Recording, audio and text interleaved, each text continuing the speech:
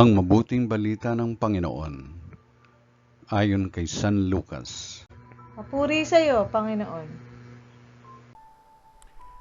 Noong araw na yon, umahon si Jesus sa isang burol at magdamag doong nanalangin.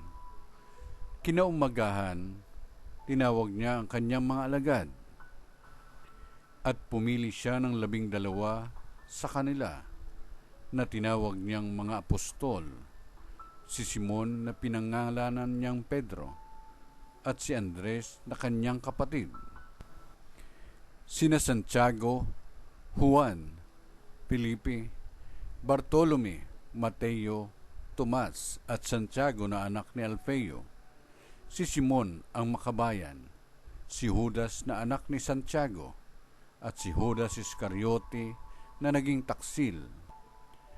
Bumaba si Jesus kasama sila at tumayo sa isang patag na lugar.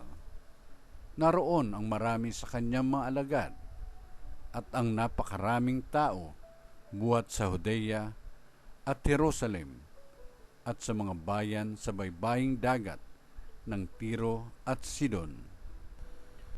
Pumaroon sila upang makinig sa kanya at mapagaling sa kanilang mga karamdaman. Pinagaling din niya ang mga pinahihirapan ng masasamang espiritu at sinikap ng lahat ng tao na mahipo siya sapagkat may taglay siyang kapangyarihang makapagpagaling ng lahat. Ang mabuting balita ng Panginoon.